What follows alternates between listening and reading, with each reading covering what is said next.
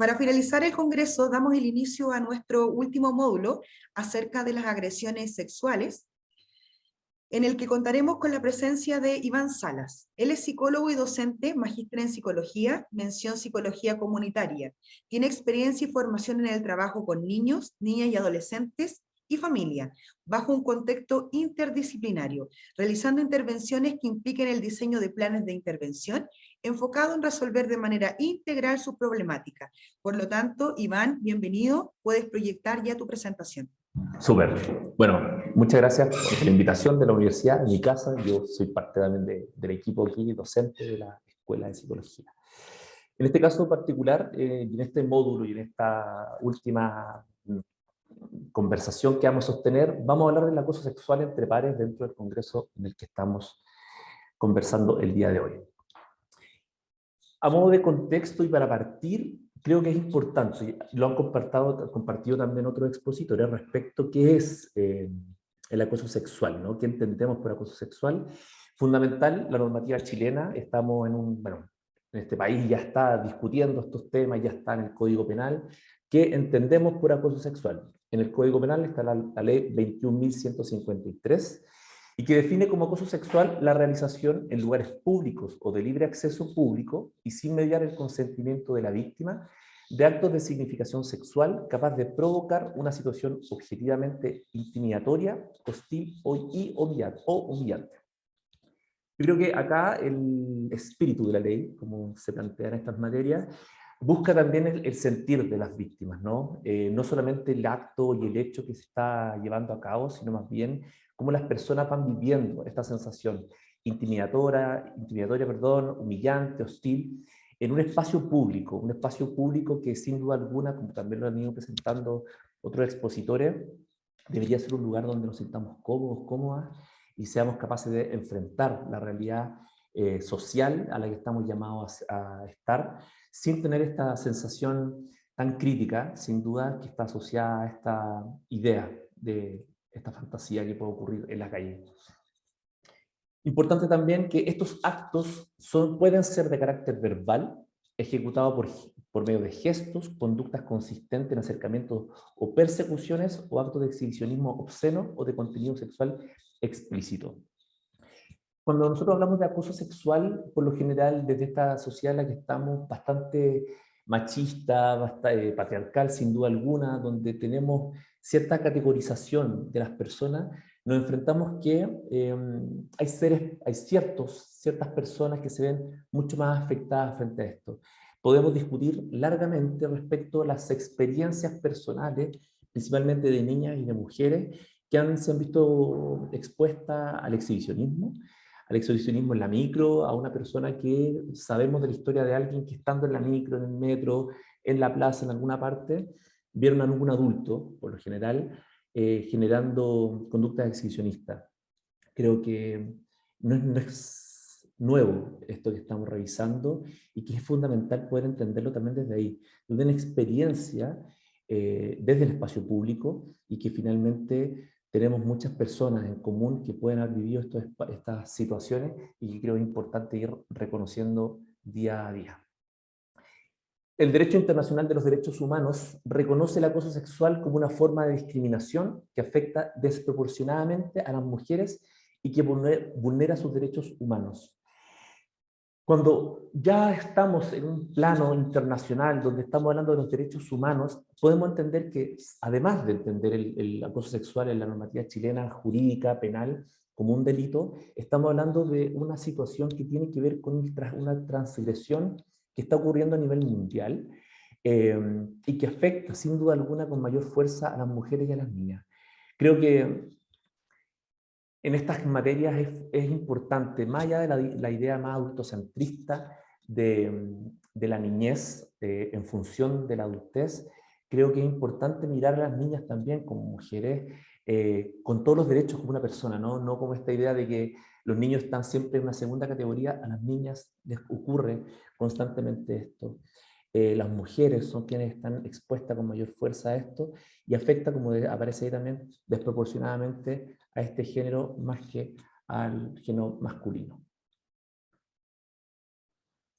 Más precisamente, se reconoce como una manifestación de la violencia contra la mujer y que constituye una forma extrema de la discriminación. Cuando logramos comprender el fenómeno del acoso sexual como una manifestación de violencia, creo que le damos un paso distinto, un paso mucho más potente respecto a qué hacer, cómo mirarlo, cómo abordarlo, cómo comprenderlo. Estamos nuevamente frente a otra manera lamentable de violencia contra las mujeres, de discriminación contra las mujeres, una forma extrema que invisibiliza incluso que vamos a llegar hacia allá, invisibiliza de alguna forma la posibilidad y el derecho a la participación de las mujeres y de las niñas en el espacio público. Esto, hay una discusión que está instalada. Hoy día las políticas públicas de nuestro país están apostando hacia que se erradique de forma sustancial la violencia contra las mujeres y esta forma de discriminación brutal a la que se ven expuestas. Por eso creo que es fundamental entenderlo también. Esto ocurre no solamente en la vida adulta, sino que ocurre a lo largo de la vida. A lo largo de la vida, donde nos vamos encontrando lamentablemente cómo a las niñas se les discrimina desde su muy pequeñita, se les enfrenta a una sexualización, a una hipersexualización desde la publicidad, desde la venta de los uniformes escolares. Cuando estamos entrando en la época marzo, vemos cómo también hay una forma de tratar como una suerte de objeto a las niñas y que empuja y que reconoce también la posibilidad de esta manifestación tan dura de discriminación en la que se ven enfrentadas las niñas y las mujeres, por supuesto. En tanto, la Convención Interamericana para Prevenir, Sancionar y Erradicar la Violencia contra la Mujer, Convención Belém do Pará, establece que el acoso sexual es una de las formas de violencia contra la mujer que tienen lugar en la comunidad. Ojo con esto. Puede ser perpetrado por cualquier persona y que comprende el acoso sexual en el lugar de trabajo, así como en instituciones educativas, establecimientos de salud y en cualquier otro lugar. La comunidad se hace presente cotidianamente. Hacemos comunidad desde los espacios digitales, hacemos comunidad en los espacios territoriales, hacemos comunidad en el trabajo, en la universidad, en los espacios de participación ciudadana. Y es ahí exactamente, en esa comunidad donde ocurren estos elementos. Debe erradicarse esta práctica, ya que el acoso sexual se está presentando, se está normalizando por el solo hecho de que podemos hacerlo, los varones principalmente, pero acá también se reconoce que cualquier persona puede ejercer este acoso. La comunidad es un espacio que debemos rescatar. Muchos autores hoy día discuten, plantean esta mirada tan globalizadora de la comunidad, y que lamentablemente de esta sociedad más líquida en la que estamos enfrentándonos, nos encontramos que esto también se replica constantemente en distintos lugares. Es la comunidad también la que debe reconocerse como un espacio de protección y en este caso particular de ejercicio de discriminación contra las mujeres particularmente. ONU Mujeres, desde la lógica de las consecuencias que tiene este fenómeno, refiere que el acoso sexual y otras formas de violencia contra las mujeres y las niñas en espacios públicos tienen su origen en la desigualdad de género y en la violación de los derechos humanos. Hay un continuo. Yo creo que eso es un elemento bien importante. Desde el micromachismo, cuando vamos a comprar los juguetes, cuando vamos a regalarle algo a un niño o una niña, de ahí en adelante hay una forma que se construye la sociedad de forma desigual en temáticas de género. Es un espacio de violencia propiamente tal, donde las mujeres, las niñas se ven enfrentadas constantemente, donde se ven violados sus derechos humanos como una forma lamentable desde temprana edad. Iván, te quedan 2 minutos. Wow, ya. Entonces, desde este punto de vista, se trata de un problema universal y yo creo en un continuum, que es un concepto que también quiero mostrar después, donde tiene un impacto tanto en las víctimas y las sobrevivientes, en sus familias y en las comunidades. El acoso sexual no pasa desapercibido y eso es súper importante revisar y comprender. Las mujeres y las niñas experimentan y temen varias formas de violencia sexual en espacios públicos que abarcan desde comentarios sexuales, como lo habíamos comentado, tocaciones, tocamientos, hasta asesinatos por razones de género, desde el micromachismo hasta el femicidio, entre medio está el acoso sexual. Esto sucede, como también lo hemos dicho, en todos los espacios que ocurre en la calle, en la micro, en el bus, en el transporte escolar, en el recreo, en todas partes. Continuum es un concepto que dice que ocurren estas cosas porque se dan en un espacio, en un contexto que permite que ocurran estas cosas. Un espacio donde se genera cierto control sobre las vidas de las mujeres y las niñas. Eso es súper importante relevarlo, ya que hay una mirada distorsionada que sí podemos controlar los cuerpos de las niñas y de las mujeres particularmente. El acoso sexual, entonces, según datos levantados por ONU Mujeres, reconoce que este fenómeno trae como un impacto en las mujeres y niñas reconocerse con temor frente a crímenes, violencia de naturaleza sexual en los espacios públicos. ONU Mujeres recoge este sentir y dice, nos vemos las mujeres, las niñas, con temor, con miedo a salir a las calles por estos elementos que nos pueden ocurrir lamentablemente. Acá además se juega un contenido de género, de raza. Hemos conversado en otros espacios donde la mirada de la sociedad está puesta en las mujeres desde cómo lucen, desde qué color tienen, la raza y el género, sin duda alguna, hay un lugar que tiene que reconocerse. Y aquí las oportunidades deben estar puestas ¿para qué? Para que las mujeres y las niñas puedan ocupar las ciudades, los espacios públicos, de la misma manera que lo pueden hacer los hombres. Ahí también CEPAL está trabajando de las políticas públicas y ha puesto en marcha leyes y políticas que llevan a terminar y terminar con las prácticas abusivas, discriminatorias contra las mujeres, específicamente desde la lógica de derechos sexuales y reproductivos. Debemos trabajar y apuntar, y desde esa misma lógica también, que las mujeres puedan ocupar los espacios comunitarios, laborales, de toma de decisión, logrando también que haya libertad de movimiento, libertad de violencia, y que las mujeres y las niñas tengan acceso a los servicios donde no se vean forzadas ni empujadas a sentir miedo frente a la posibilidad de salir a la vida pública, que por supuesto nos corresponde a todos y a todas. Muchas gracias. No sé si estuve bien con el tiempo. Agradecemos nuevamente la participación de Iván e invitamos a Mauricio Gatreño, psicólogo, magíster en Psicología Clínica de la Universidad Andrés Bello, fundador de Centro Impulsa, diplomado en Psicología Humanista Transpersonal, Instituto de la Expansión de la Conciencia, docente del diplomado. Mauricio, ¿estás por ahí? Hola, ¿cómo están Hola todos? Mauricio, bien, ¿cómo estás tú? Muy bien, agradecido de este espacio para poder entregar una mirada también personal, pero al mismo tiempo experiencial de lo que ha sido esta trayectoria en lo clínico y también en lo personal. Centro Impulsa fue fundado como una experiencia completamente basada en pacientes consultantes con fibromialgia y dolor crónico.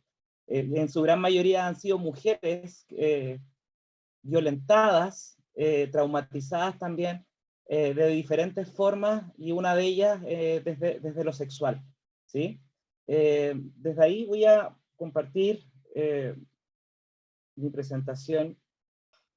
En primer lugar, quise generar una mirada más amorosa sobre este concepto de violencia y sexualidad, ya considerando que somos seres en constante conformación y construcción, desde nuestra narración, desde nuestro lenguaje y desde nuestro accionar. Entonces, voy a poner aquí, quisiera comenzar como con una reseña del lema de la Gestalt, que dice, yo soy yo y tú eres tú. Yo no estoy en este mundo para cumplir tus expectativas, y tú no estás en este mundo para cumplir las mías. Tú no eres tú, yo soy yo. Si en algún momento o en algún punto nos encontramos y coincidimos, es hermoso. Si no, pocas cosas tenemos que hacer juntos. Tú eres tú, yo soy yo. Y ahí quisiera poner énfasis en lo que decía Claudio Naranjo: si cambiamos nosotros, cambiamos la sociedad. Y ahí adquiere un punto importantísimo el grado de protagonismo que tenemos cada uno como hombres y mujeres que nos construimos desde una sociedad patriarcal, como una consecuencia de herida patriarcal, en nuestra relación con el género. Vemos un poquito como la trayectoria de lo que significa patriarcado, ¿ya? Y desde el patriarcado hay un sistema, una organización económica, religiosa, social, familiar, que fomenta también la sumisión, la jerarquía, el poder. Nos dejó a nosotros, a los hombres, en esencia, en un grado de superioridad, ¿sí? Generando desigualdad y pero una desconexión también sobre nosotros mismos. Y eso es importante porque finalmente gran parte de las víctimas son mujeres en esta desigualdad. Pero en esta herida patriarcal nosotros como hombres nos vemos teñidos también de estas creencias de qué es ser hombres también. No vas a llorar, el ser sensible es para maricones, los hombres somos más fuertes, o sea, el macho piensa solamente en sexo, tendrás que ser hetero siempre y serás mujeriego y tendrás que concretar tu satisfacción mediante un otro, como un objeto, como una cosa. Los hombres somos rudos, somos valientes, dejamos de lado nuestra vulnerabilidad, ¿sí? Nuestra capacidad de poder conectarnos con nuestra sensibilidad. Por lo tanto, es un punto que es importante considerar porque quise poner una frase de qué otra forma hay violencia, o sea, de qué otra forma hay violencia y cosificación hacia afuera, si no es primero acorazándonos y violentándonos a nosotros mismos, ¿ya? Finalmente, hombres y mujeres somos violentados por esta herida patriarcal, ¿ya? Y es necesaria una reconstrucción de lo que significa violentar a un otro y en cierta forma generar una superioridad. Y esa superioridad viene de una falencia, desde una carencia, desde una herida de infancia. Es una forma de pasar desde un lugar pasivo a un lugar activo para poder resarcir esa carencia o esa herida de infancia, que es lo que voy a explicar posteriormente. Bueno, desde ese punto de vista, la violencia es una perspectiva individualista, impositiva, territorial y jerárquica, ¿ya? La sexualidad debiera ser una forma de poder mostrar afecto, perspectiva y colaboración, de poder reconocernos, de conocernos primero, en primer lugar, conectarnos con nosotros mismos y reconocernos después compartir y colaborar con un otro. Y ahí quisiera retomar un poco lo que decía Javier, que hacía esta analogía entre los chimpancés y los bonobos, que finalmente son primates muy cercanos a nosotros como seres humanos Homo sapiens, y que muestran dos lógicas distintas de poder generar un grado de sociedad, una basada en la jerarquía, otro basados en la colaboración. Ambas quieren un grado de resguardo social, pero tiene que ver con la forma en que ejercemos ese resguardo social. Desde la herida patriarcal nos enseñaron que la sobrevivencia nace del ser de quien es superior, el más inteligente, el más fuerte, ¿sí? Y nos deja en una posición súper individualista y egoísta, ¿ya? Entonces, los chimpancés, por ejemplo, logran este grado de resguardo social mediante la jerarquización, mediante la territorialidad, mediante la sumisión, mediante la dominación. Sin embargo, los bonobos actúan bajo un parámetro social, una conformación entre sus pares, donde la colaboración, el afecto y el poder mezclarse entre hombres y mujeres generan como una permeabilidad de poder salir de la rigidez y poder efectivamente teñirnos unos con otros y generar una integración. Hombres y mujeres tenemos el arquetipo femenino o masculino, lo necesitamos, ¿ya? Entonces, cuando hablamos de violencia y acoso sexual entre pares, ¿ya? Tenemos que considerar dos cosas.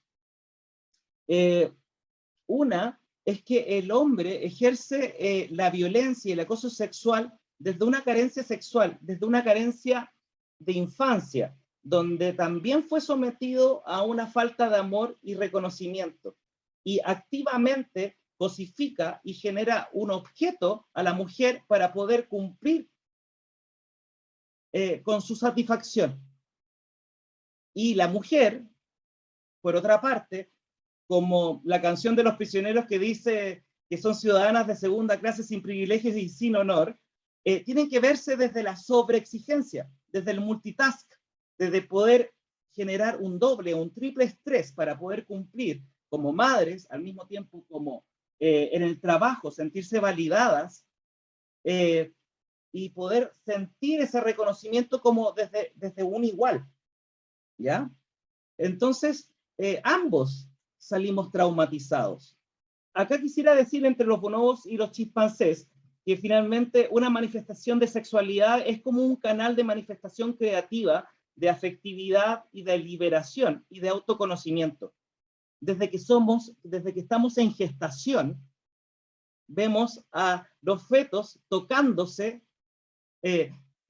propio cuerpo como una manera de sentir su propio emocionar, como decía Humberto Maturana, ¿ya? Somos seres de una especie mamífera donde la emoción prevalece en nosotros y la cultura, como decía Javier, genera los pensamientos y las creencias. Y esas son dúctiles, genera una neuroplasticidad que está en constante cambio. Entonces, aquí puse el acoso y poder versus el autoconocimiento. Y en ese sentido, la tendencia de descargar a las frustraciones en el otro es un mecanismo de sobrevivencia, ¿sí? Efectivamente, generamos esta descarga, muchas veces rabiosa, en forma de sexualidad para satisfacer nuestras propias necesidades. Es probable que todas las sociedades, desde un matiz patriarcal, requiera de una lógica jerárquica y que tenga acosadores, ¿sí? También es generada por haber sido violentados y repetir activamente lo que vivimos a vivir pasivamente. El acosador y acosado, de manera defensiva, ¿sí?, genera una máscara, un ego, un tipo de personalidad. Y en ese sentido, tenemos que considerar de que hay un desconocimiento sobre nuestros primeros años de vida, donde tenemos esta esponjita de poder generar nuestra propia construcción y narración de lo que significa vivir en cultura y en sociedad. Por lo tanto, es fundamental en la terapia, en la clínica, y esto también involucra tanto lo individual como grupal, de poder generar una resignificación amorosa de lo que significó para todos, como seres humanos, vivir en una sociedad patriarcal y sentir de que todos fuimos víctimas de una herida que fue interpretada subjetivamente por nosotros por una carencia de amor. Por lo tanto, la sexualidad, este acoso, esta agresión hacia un otro, nace de una herida de infancia. Entonces, lo que se promueve acá es que generemos en una construcción clínica, en una construcción de sanación, no es una retraumatización, sino que es una sociedad que promueva la colaboración amorosa, el autoconocimiento, la libertad de expresar nuestras propias emociones de forma sana, ¿sí? Una visión integrada de quiénes somos y a partir de ahí reconocernos a través de un otro y generar una narración nueva. Una sexualidad como medio de expresar diversas formas de afectividad y autoestima, porque la autoestima nace a través de un otro, pero a través de un otro nos conocemos a nosotros mismos.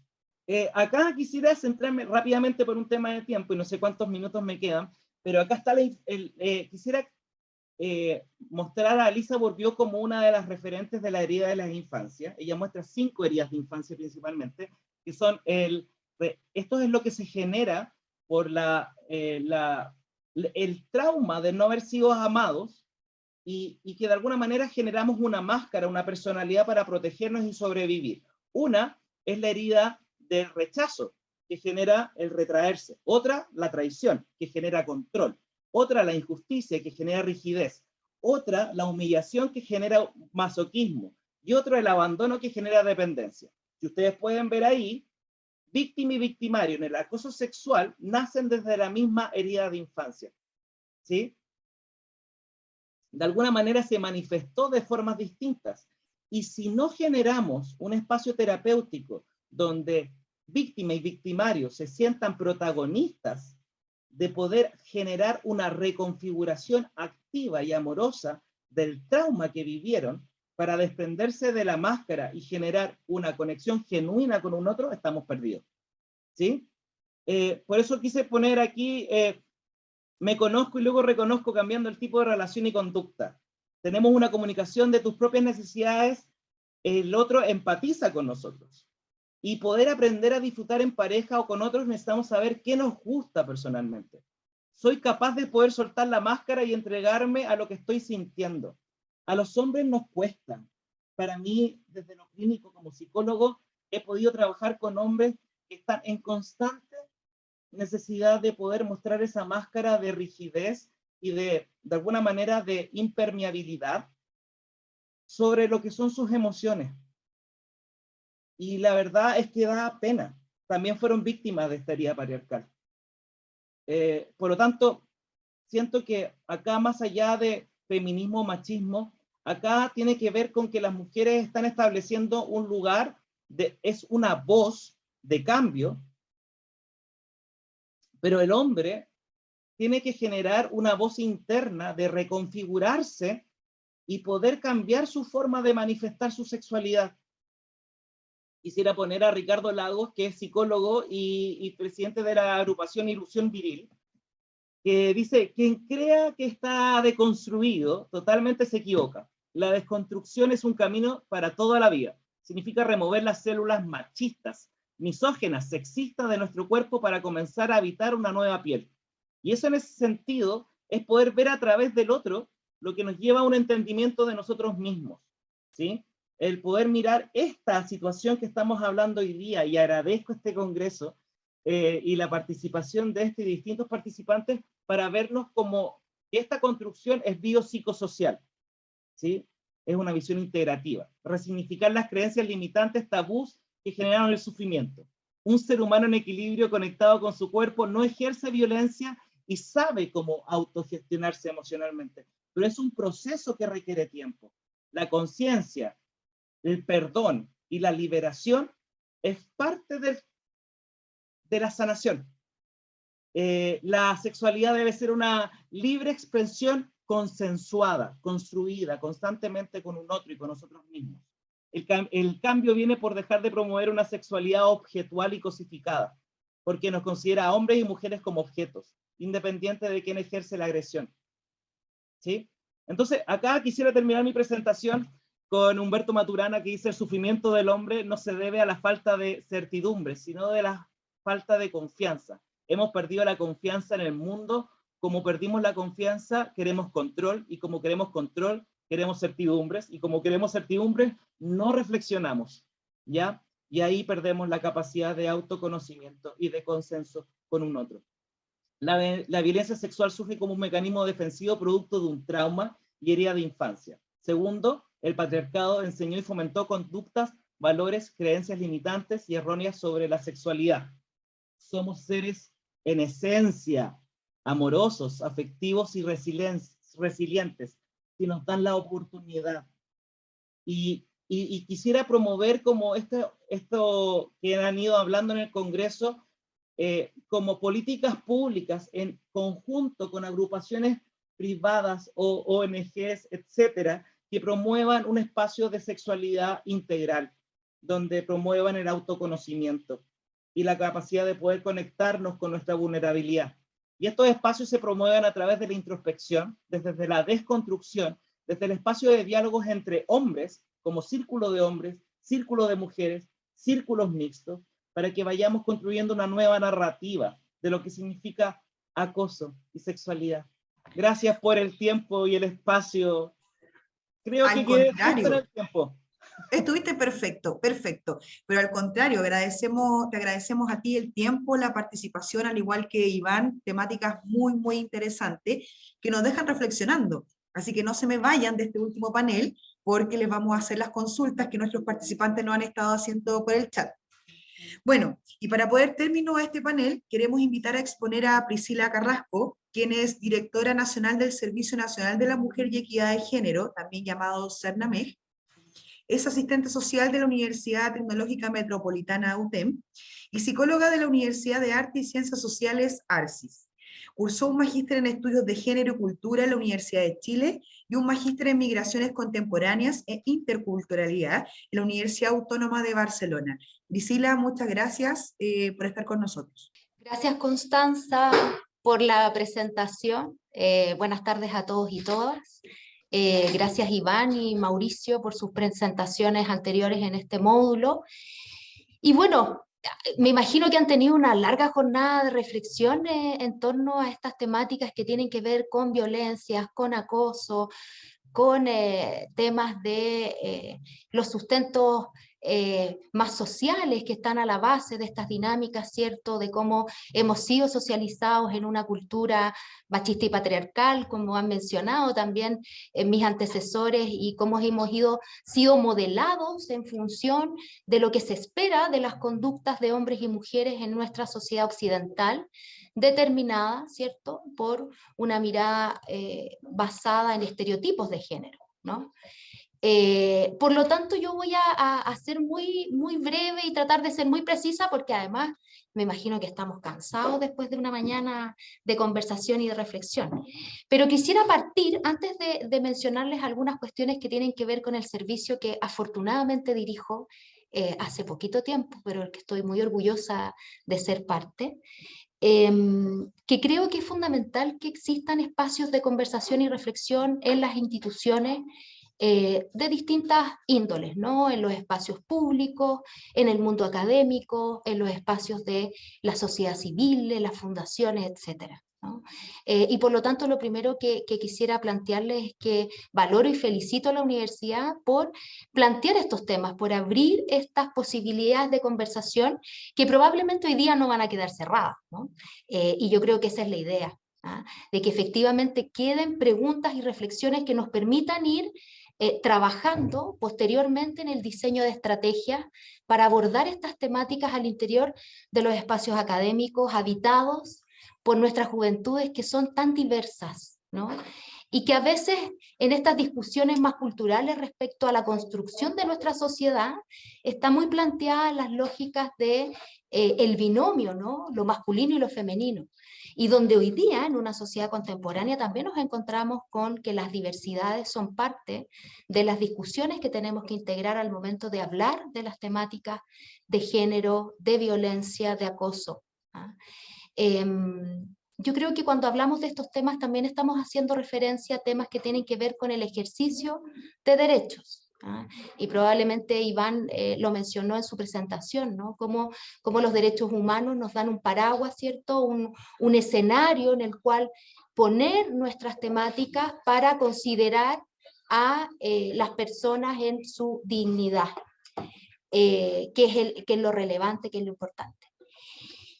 Quiero mencionarles algunos elementos. Bueno, el Servicio Nacional de la Mujer y Equidad de Género, a veces, y aprovecho así, ya que estamos en un espacio académico, de pasar el dato, porque a veces mucha gente dice, bueno, ¿cuál es la diferencia con el ministerio? ¿Por qué existe un Servicio Nacional si hay un Ministerio de la Mujer y Equidad de Género, ¿no? El Ministerio de la Mujer y Equidad de Género es la instancia que forma parte del Estado y que es quien está destinado a diseñar las políticas públicas, ¿ya? Si ustedes se fijan, y que además hoy día tenemos una ministra que está súper activa, con un liderazgo muy potente, ¿no? Del punto de vista político, pero también del punto de vista técnico, porque se están generando muchos movimientos en materia de género, de políticas que favorecen o que permiten ir acortando las barreras. Ella ha estado trabajando principalmente en el diseño de leyes, ¿no? Que en definitiva nos van dando ciertos contextos para que luego el Servicio Nacional de la Mujer y Equidad de Género pueda implementar esas políticas públicas, ¿no? Por lo tanto, al interior de este servicio, que es un servicio antiguo, que nace el año 91, de vuelta de la democracia, ¿no? En un contexto también histórico muy relevante, y que eso también es importante siempre considerar cuando estamos abordando estos temas, ¿no? Situarnos históricamente, ¿no? Respondemos también a esas dinámicas sociales que se van generando y, por cierto, se van visibilizando ciertos temas en determinados contextos, ¿no? El año 91 se crea el Servicio Nacional de la Mujer, y luego cuando casi 15 años después o 20 años después, cuando se crea el ministerio, se agrega este apellido, ¿cierto?, de equidad de género, ¿no?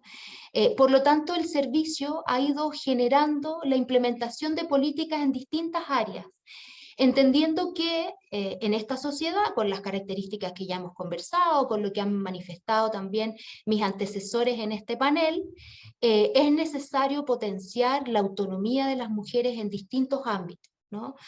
Autonomía económica, generando planes y políticas que permitan que mujeres puedan emprender, puedan capacitarse, puedan desarrollar acciones, más bien en la línea de trabajo. Autonomía física, entendiendo, por cierto, la necesidad de desarrollar planes y programas que permitan prevenir y sancionar la violencia de género. También tenemos programas que tienen que ver con el desarrollo y potenciar los derechos sexuales y reproductivos de las mujeres, ¿no?, en su sentido más amplio, ¿no? Finalmente, lo necesario que es también el desarrollo de autonomía más participativa y participación política de las mujeres. ¿Por qué les digo todo esto? Porque creemos también que en la medida en que las mujeres, ¿cierto?, estemos empoderadas o tengamos más herramientas en cada uno de estos ámbitos, nos va a permitir de alguna forma enfrentar, ¿cierto?, eventuales situaciones de violencia, de acoso, con una mayor cantidad de herramientas para poder también enfrentar esas situaciones y eventualmente poner término a cada una de ellas, ¿no?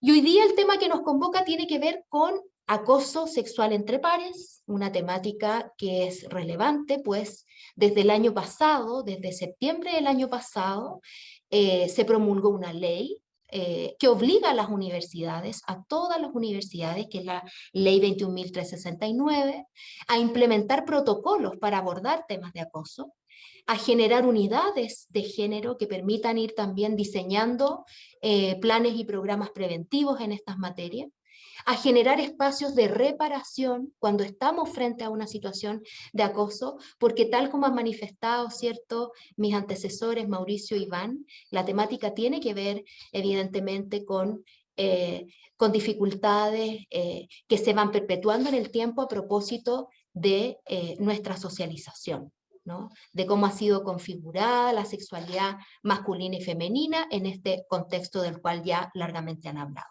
Bueno, pero como les decía, hay varias cosas de esta presentación que yo ya he mencionado, a propósito de las autonomías que se lo mencioné, que tiene que ver con la misión que tenemos nosotros como servicio. Se los planteé también, la historia del CERNAMEG, cómo nos creamos, ¿cierto? Parte de nuestra oferta de violencia contra las mujeres, mujer y trabajo, mujer y participación política y social, mujeres, derechos sexuales y reproductivos, un tema que también es necesario abordar. Y aquí particularmente, si puedes avanzar un poquito, porque hay un programa en especial que me gustaría compartir con ustedes, que es el programa que está concentrado en la unidad de violencia contra las mujeres, donde tenemos como objetivo el que podamos fortalecer, tal como les mencionaba, las autonomías de las mujeres, promoviendo entonces este derecho a una vida libre de violencias a través de distintos programas o iniciativas que están relacionadas con temas como la prevención, la atención y la reparación de la violencia contra las mujeres. Y en ese sentido, los objetivos específicos están justamente en la lógica de prevenir en materia de violencia, de atender y proteger a mujeres que han sido víctimas de violencia en todas sus expresiones, y eso también es importante decirlo, ¿no? Las distintas gamas y posibilidades de expresión que hay de violencia. De una de ellas tiene que ver con la violencia sexual, ¿no? Y también nosotros tenemos una línea especializada que entrega una respuesta en casos de violencia extrema. Si puedes adelantarme a la siguiente presentación. Bueno, y es aquí donde me quiero detener un poquito más en esta lógica, ¿cierto?, para retomar esta idea que les estaba planteando, ¿no? Las universidades hoy día, a propósito de la ley, tienen la obligación, los espacios académicos, de contar con unidades de género, con protocolos para abordar estos casos, ¿cierto? Que permitan entonces investigar los hechos, investigar cuáles fueron sus causas y por tanto también generar ciertas líneas que tienen que ver con sancionar esas conductas, ¿no? Y otorgar también a las personas que han sido víctimas espacios de reparación. ¿Ah? Pero por otra parte la ley nos invita o los invita como instituciones académicas a generar planes y programas preventivos y eso yo creo que es un ámbito donde también los quiero invitar a propósito de las líneas de trabajo que tenemos como servicio porque dentro del CERNAMEG contamos con un programa de prevención en violencia contra las mujeres que está presente en todas las regiones del país, que está permanentemente abiertos, y aquí les quiero hacer una invitación a todos quienes están presentes y también a los estudiantes y estudiantes que nos están escuchando, a formar parte de este programa de prevención. La información la pueden encontrar en nuestro sitio web cernamec.gov.cl, donde contamos con 4 líneas de acción en este programa de prevención de la violencia, como les digo, en todas sus expresiones. Y abordamos distintos ámbitos de difusión, de sensibilización y de capacitación, donde hay estudiantes que se pueden capacitar como agentes preventivos, como monitores juveniles en materia de prevención en violencia contra la mujer. Este es un programa que implica, digamos, edades desde 14 años en adelante, y por lo tanto pueden participar todos y todas y que tiene por objetivo entonces entregar herramientas que nos permitan enfrentar estas temáticas de mejor manera y de esta forma, ¿cierto? Irnos involucrando todos en este tema. Y aquí ya me voy al cierre de esta presentación. Porque efectivamente, bueno, la oferta programática está ahí disponible, nosotros les dejamos a disposición esta presentación que cuenta un poquito más en qué trabajamos como servicio, pero como reflexión final decirles que en temas de acoso entre pares, en temas de violencia, creemos nosotros firmemente como servicio que dependemos del Estado de Chile, del gobierno de Chile, que es necesaria la alianza público-privada, que es necesaria que participen todos los agentes de forma activa, pues los temas de violencia no son solo responsabilidad de un servicio el abordarla, sino que son responsabilidad de nuestra sociedad, de cómo también vamos abordando entre todos y todas este cambio cultural, de cómo el Estado, por supuesto, hace su trabajo a través de las instituciones y presta la atención necesaria y entrega las herramientas necesarias para abordar estas temáticas, pero por cierto, sin el apoyo de las instituciones académicas que pueden generar conocimiento en estas líneas, que pueden trabajar en estos temas con jóvenes y mujeres en los espacios académicos, que pueden generar cursos de formación en temáticas de género, como dijo mi antecesor Mauricio, ¿no? Empezar a trabajar en temáticas que tienen que ver con el abordaje de las masculinidades, cómo se han constituido, que también efectivamente los varones lo han pasado mal en este contexto patriarcal y machista en el cual vivimos, ¿no? En cómo trabajar y resignificar nuestras emociones, y ahí los espacios académicos también tienen una gran responsabilidad. Entonces nuestra invitación es a seguir trabajando de manera colaborativa, universidades, Estado, por cierto, hacernos cargo desde el Estado de estas temáticas y trabajar con todos y todas, los jóvenes, los estudiantes de psicología además, que estamos tan vinculados con estas temáticas, creo que su participación, su protagonismo en aquello es muy relevante y los invitamos. ¿Cómo postular? En cernamec.gov.cl están abiertas las postulaciones para que participen como agentes de cambio en estas temáticas, en herramientas que nos permitan abordar y enfrentar estos temas. Así es que esa es mi reflexión final, esta invitación a seguir trabajando de manera colaborativa, a repensarnos no está todo dicho en estas materias. Vivimos en una sociedad tremendamente cambiante, móvil, que se está moviendo, donde las temáticas van cambiando, por lo tanto estamos obligadas, quienes nos gusta la docencia, el trabajo en el mundo académico, a estar siempre alertas y a la vanguardia de estos temas, ¿no? Así es que, bueno, y plantearles que el CERNAMEG está disponible para seguir trabajando de manera conjunta con la universidad y con todos quienes quieran formar parte de estas alianzas. Así es que muchas gracias, Constanza, gracias, Rocío, gracias, Iván, por la invitación, y quedamos atentos ahí a lo que se requiera y la presentación a disposición. Muchas gracias, directora, por su tiempo. Sabemos que es valioso, hoy día la agenda también de mujeres es muy urgente e importante.